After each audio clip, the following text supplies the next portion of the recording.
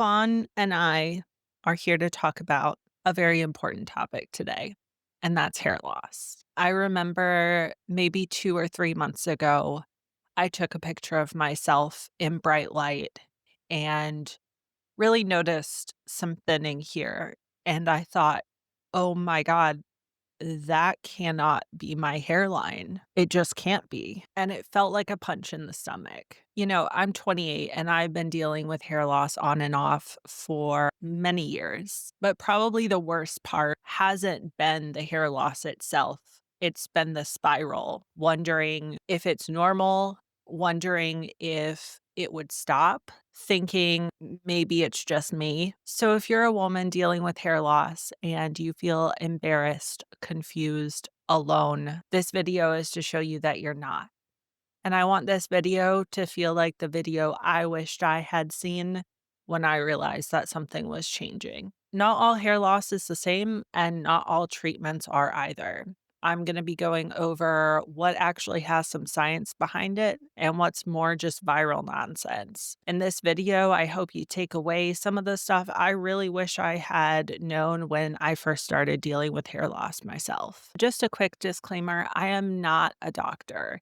If you are experiencing any kind of shedding or hair loss that's out of the ordinary, and for an extended period of time especially, please go see a board certified dermatologist. I waited too long and I wish I hadn't.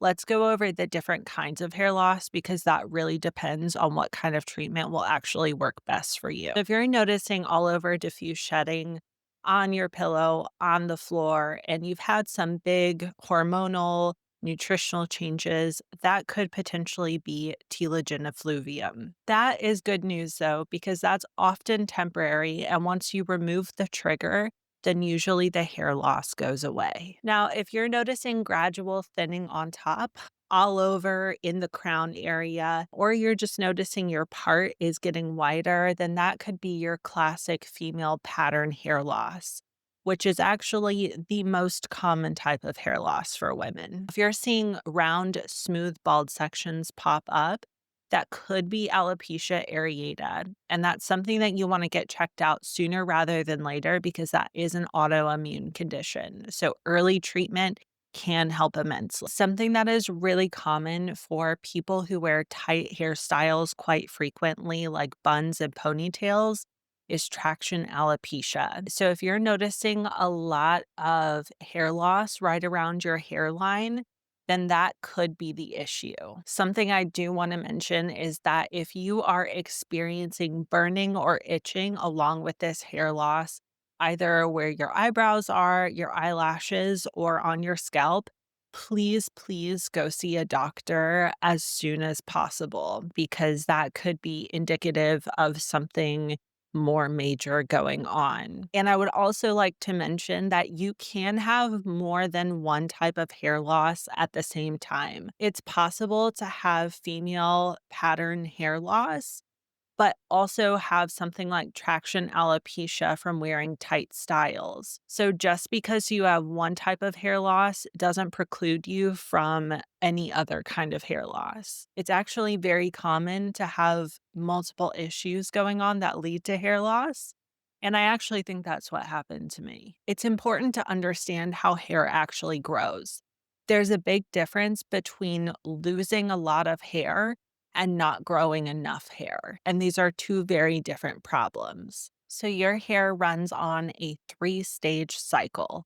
Every single one of your hairs on your head is in one of these phases right now. The first cycle is the anagen or growing phase, and this is where about 85 to 90% of the hairs on your head are at right now. And the longer you can keep your hairs in this phase, the longer and thicker they can grow. The next phase is the catagen or transition phase.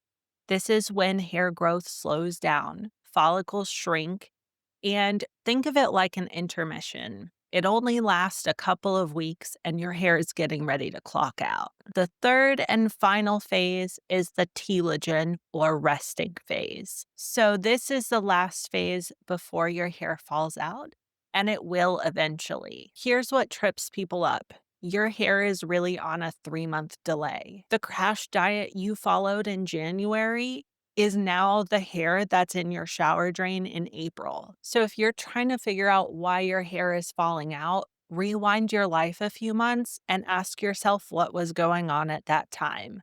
And that's usually where the answer lies. I don't remember the exact moment I knew that I was experiencing hair loss, but I do remember that I slowly started to notice little things, like when I was styling my hair. Maybe I didn't have as many layers to curl anymore. From there, I became more self conscious. I just tried to avoid standing under bright lights because I knew you would be able to see my scalp through it. And I really never thought that my identity was tied to my hair until I started losing it. I struggled to feel like a woman, I suppose. This has been going on for several years, and I've seen doctors, I've had blood work done. Unfortunately, I still keep losing hair. And for the longest time, I couldn't figure out why it was happening to me. Everyone else in my family has a full head of hair. So why not me? And it wasn't until the past year that my hairline really started thinning out to the point where I couldn't ignore it anymore. So I finally started digging into the research, and what I've learned has changed everything. There are many causes of hair loss, and hair loss in women is way more common than people realize. So I'm going to group the causes into a couple of different categories so you can see how they're connected, and maybe we'll be able to figure out what your triggers are. The first one is stress. Stress actually pushes more hair follicles into the resting phase. Then a few months later, they're going to shed all at once. This is an example of telogen effluvium and one of the most common causes of sudden shedding all over. Diet and nutritional deficiencies are also a big reason why you might experience hair loss. If you are not feeding your body the fuel that it needs, then it is going to prioritize sending what calories and nutrients it gets to essential body functions. Basically, your hair growth gets put on the back burner. So eat a salad, eat some chicken, and your hair will thank you. Iron deficiency is a big one for women who exercise heavily, who maybe have heavy periods, or who follow a plant based diet. Rapid weight loss can trigger hair shedding, even if you're losing it in a healthy way. Your body interprets calorie reduction as a stressor. And this can be particularly frustrating because you're trying to do something healthy for your body and your hair is punishing you. Some medications can trigger hair loss as a side effect. Things like antidepressants, blood pressure medication, acne treatments, and even some birth controls can all result in hair loss. If you've started a new medication and you're noticing an increase in shedding a few months down the road, then these medications may potentially be responsible for it. Here's a big one. Hormonal causes. Hormones regulate your hair cycle, and when they're out of balance, your hair is often going to pay the price. Your hormones are heavily influenced by androgens. Hormones like DHT and testosterone all play a big part in hair growth or hair loss. These bind to the receptors in the hair follicles and can shorten the growing phase over time, leading to thinner, weaker hair strands. And that's why hormone shifts during puberty, postpartum, pregnancy, can all have major effects on your hair growth. One of the big ones is PCOS, or polycystic ovarian syndrome.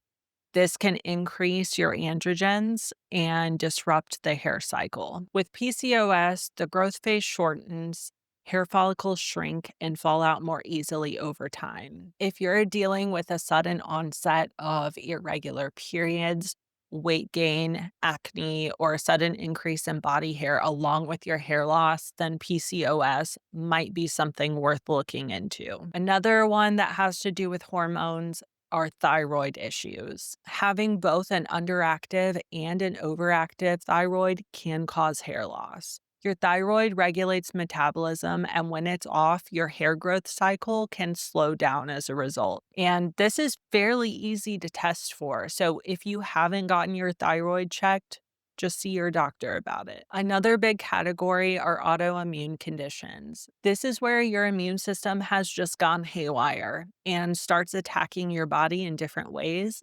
And sometimes that includes your hair follicles. The first type of autoimmune condition is alopecia areata. Alopecia areata often causes hair loss and smooth round patches. Some people experience itching, changes in hair texture, and even dents in their fingernails. The good news is that hair can typically regrow, but early treatment is pretty important for this one. Lupus attacks healthy tissue throughout the body, and hair follicles become collateral damage. This can lead to gradual thinning or scarring hair loss that is actually pretty hard to reverse. If you are experiencing fatigue, joint pain, or have a butterfly rash shape on your face, please go get it checked out. Then there's physical and mechanical damage.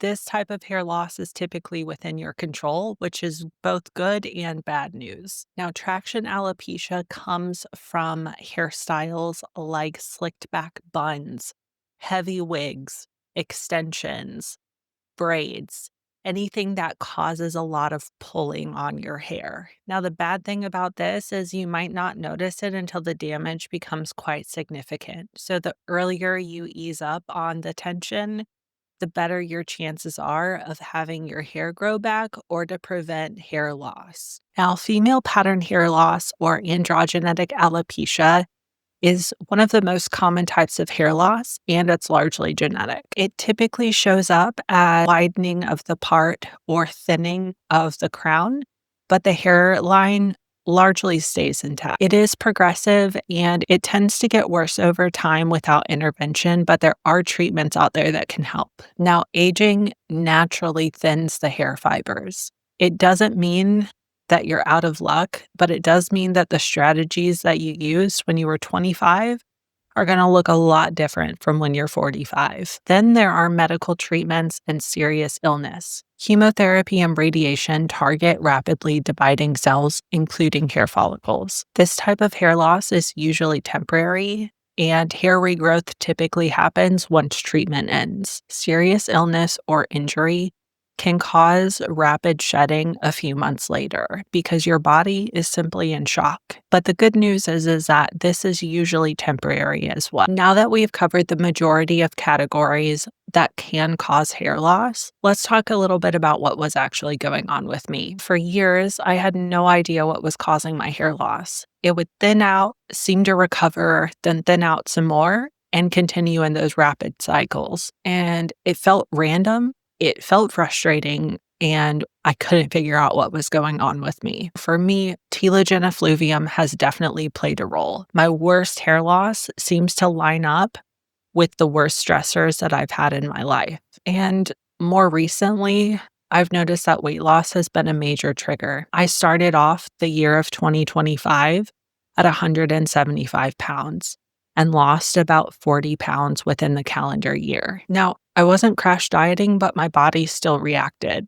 And I'd lose all this weight, and a few months later, there would be hair everywhere. I also suspect some degree of female pattern hair loss, specifically the thinning that's been going on around the crown because the lower half of my head has always remained relatively thick. And that's truly a classic pattern.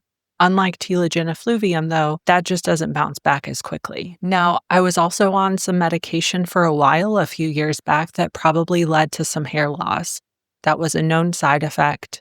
And after I talked to my doctor, they confirmed that potentially that was linked. Then there's the hair dye. And as much as I love this red, I really do, I noticed a huge amount of shedding. So I'm going to suck it up and grow out my natural hair color for hair health. So really, it wasn't one single cause. It was a pile up. Stress, weight fluctuations, medications I didn't even think twice about, and probably some genetic factor played into all of that as well. And I really didn't think about those all potentially being linked to my hair loss. And so it took me a while to put two and two together. Here's what gave me hope. Once I started realizing why my hair was falling out, I was able to start doing something about it. So I've spent years trying different things, whether they were topical treatments, supplements, shampoos, you name it. I've tried it. The truth is, I've definitely wasted my money on a few different things, and some of those things weren't even scientifically backed. So, I'm going to go over some of the treatments and combine that with the science so that you know what you should spend money on and what's just not worth your time. Minoxidil is probably one of the most common hair loss treatments and one of the most well known.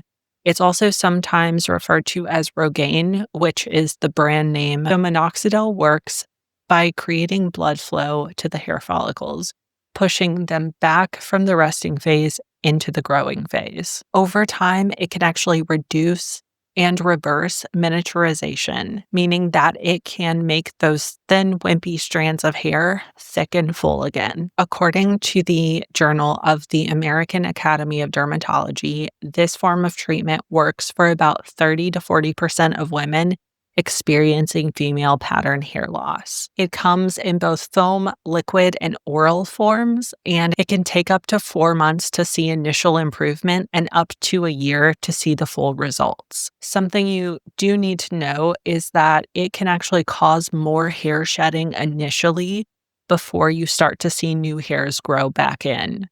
Personally, I've tried it on two separate occasions, and just couldn't keep up with the application process. I did find that the liquid made my hair a bit more greasy than the foam, so I would highly recommend if you're going for the topical route to choose the foam instead of the liquid. And where I've landed personally is that I will probably take the oral form at some point in the near future to potentially help with the hair loss I've been experiencing as of late. Some side effects to be aware of are temporary shedding, scalp irritation, and dryness. And oral minoxidil can cause fluid retention, dizziness, and unwanted facial hair growth. Now, I used a prescription level ketoconazole for several months and really noticed a huge reduction in hair shedding. It didn't dramatically change my hair, but because of the reduction in shedding, I did notice a bit of a difference. So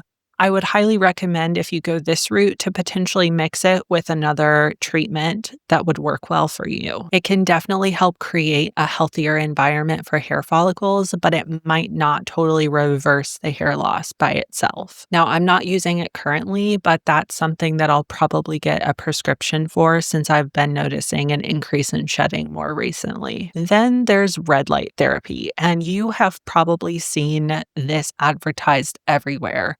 The red light works by penetrating the scalp and stimulating the hair follicles in order for them to grow. It increases blood flow similar to minoxidil and reduces inflammation. So there is promising evidence for this. Wavelength, power, duration, all of those things matter.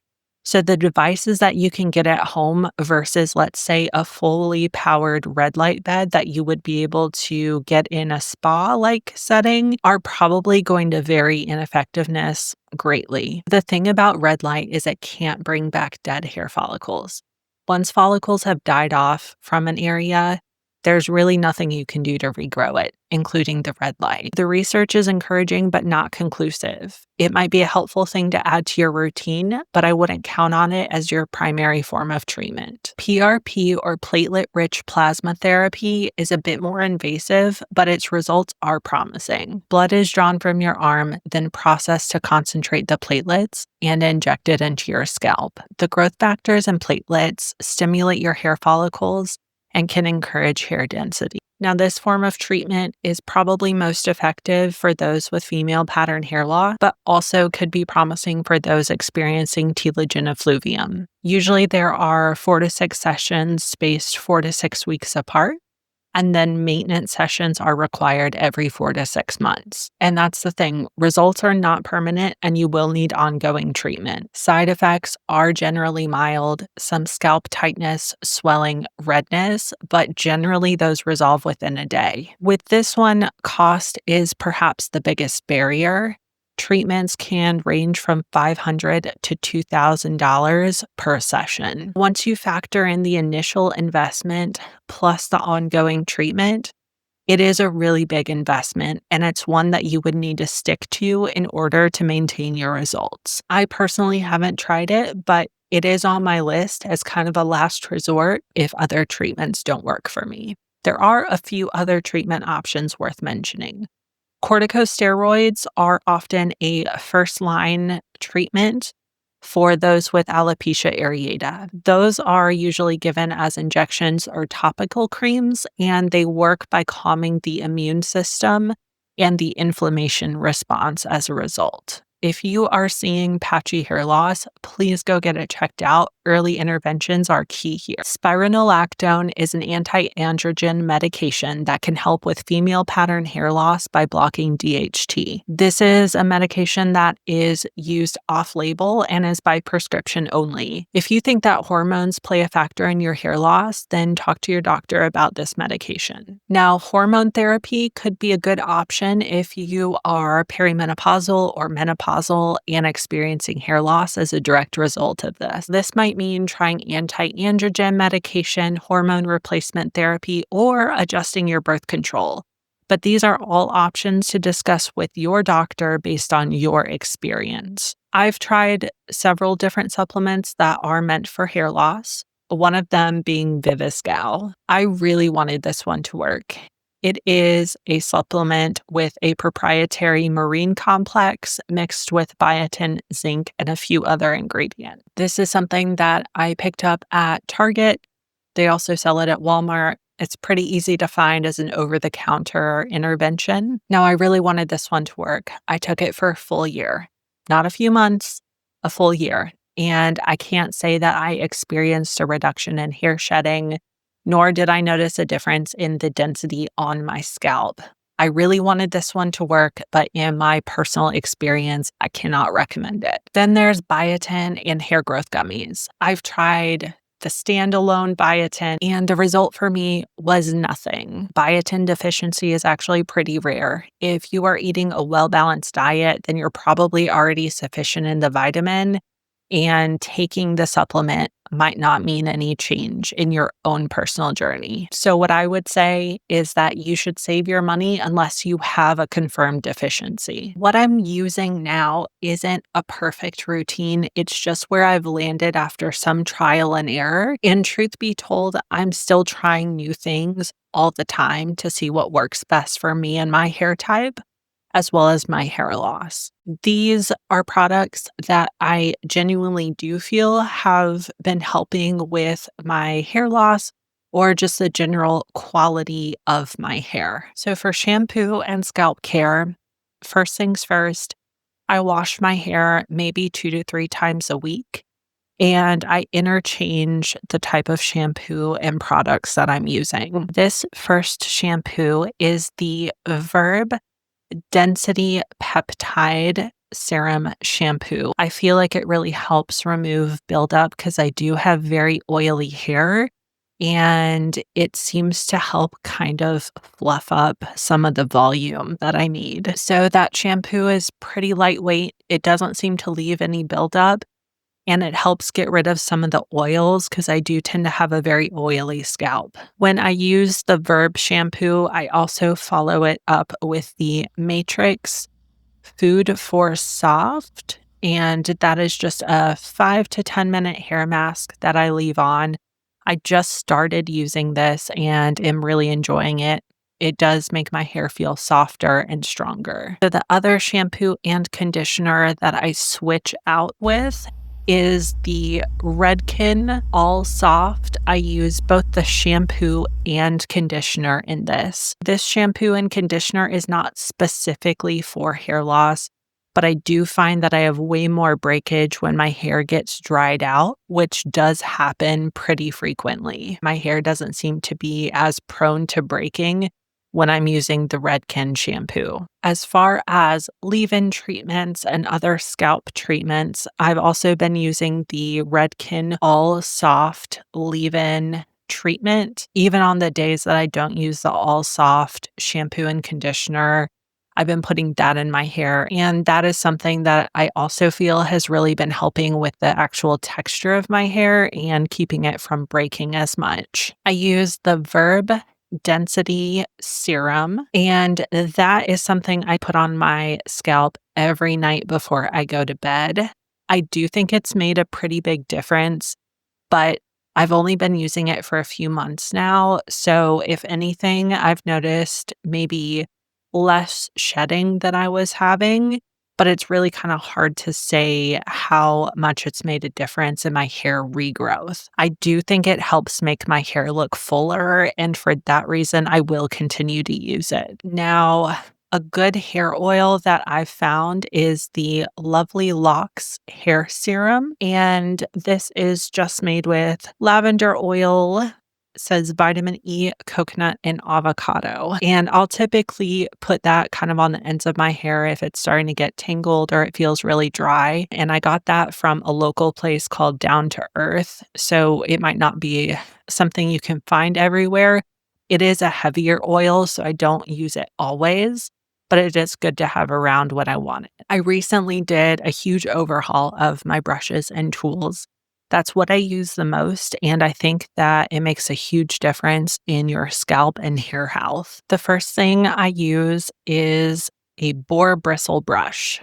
This one I just got from, I think, the Dollar Tree. It was pretty cheap. Boar bristles are really good at distributing your natural oils throughout your scalp. This can have a huge impact on helping your hair to have that natural shine and also reduce breakage. I actually switched out my plastic paddle brush with a wooden hairbrush right here, and it is from the brand Tech.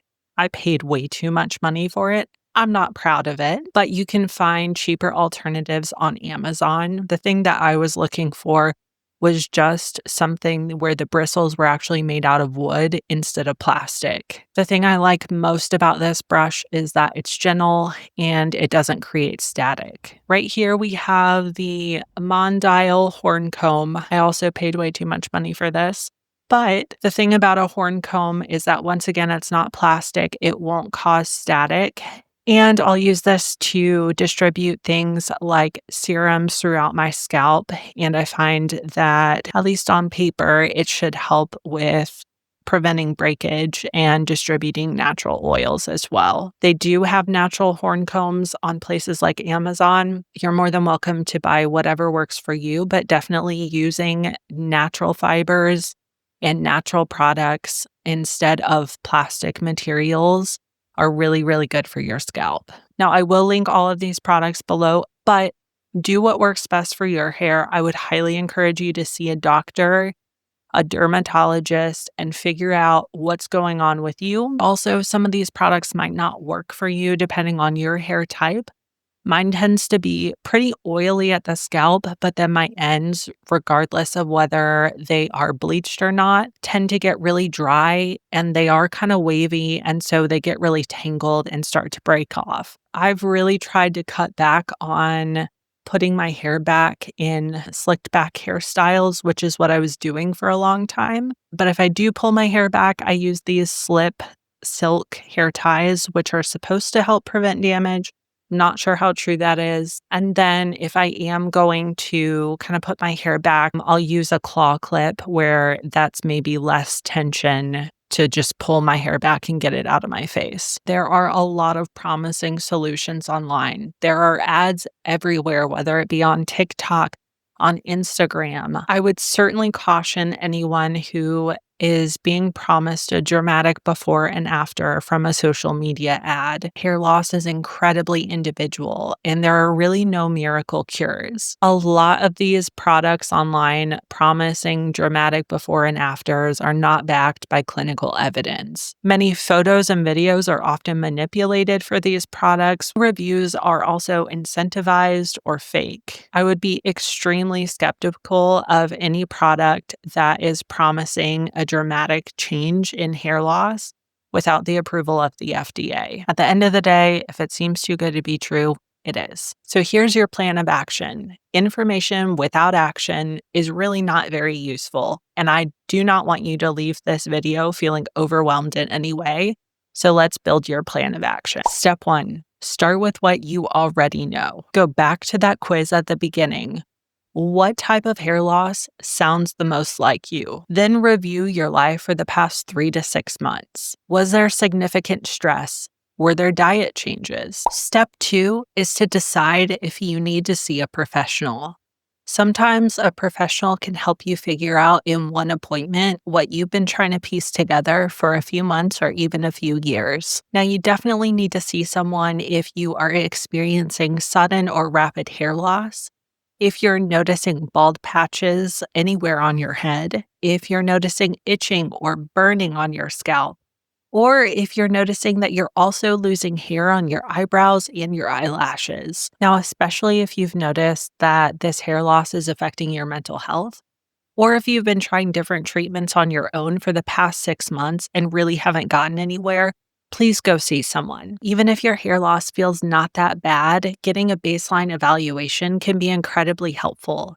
And then that way you'll be able to see what you're working with. Step 3 is to find the right professional. You want to look for a board certified dermatologist, but ideally one that actually specializes in hair loss. A lot of dermatologists will also offer an initial consultation for free via telehealth if you can't find one in your area. During your initial appointment, they'll usually do a scalp evaluation, potentially a pull test where they take out a strand of hair and actually diagnose that. They might also do a thyroid test to check for hormonal imbalances, and they could also do a blood test to see if you are deficient in iron. And in some cases, they might do a scalp biopsy for a definitive diagnosis. Step 4 is to advocate for yourself. Hair loss in women is often dismissed. People might tell you that it's just stress or that hair loss is normal. But if you feel like something is wrong, push for answers.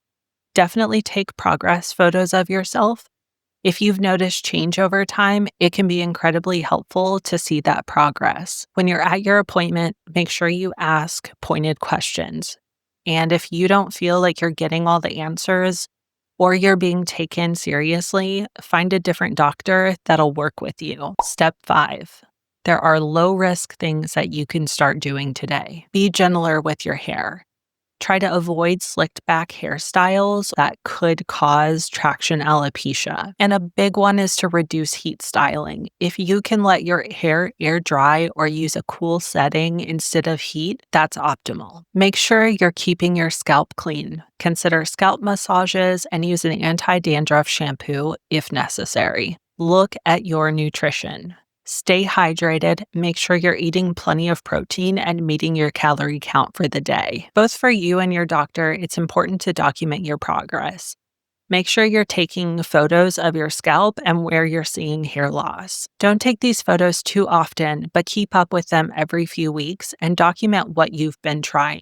That way you can correlate what treatments you've been trying with how your hair has been looking. Here are my final thoughts. I want to say something to you that I wish someone had said to me years ago. Hair loss is hard. It can mess with your confidence, your sense of self, your femininity, whatever that means to you. It can feel isolating and embarrassing. But the truth is that you are not alone. Hair loss is incredibly common, but there are options for treatment. It's going to take some trial and error, but if you keep pursuing and stick with it, you will likely see results. The fact that you watched this whole video means that you're probably taking your hair loss seriously and want to make some changes. If this video has helped you, please let me know in the comments, and I will be updating you all in the next few months with where I'm at with my hair loss journey and let you know what my progress has been like. I'm also doing a $50 gift card giveaway at the end of January. If you want to be entered to win, then all you have to do is like, subscribe, and comment in this video, and also follow me on all of my socials at jcrewfit. And once you've done that, just shoot me a quick message on Instagram or Facebook and let me know that you've done all that, and I'll enter you into the drawing. I hope you all are enjoying the start to your 2026, and I'll see you next time. Bye.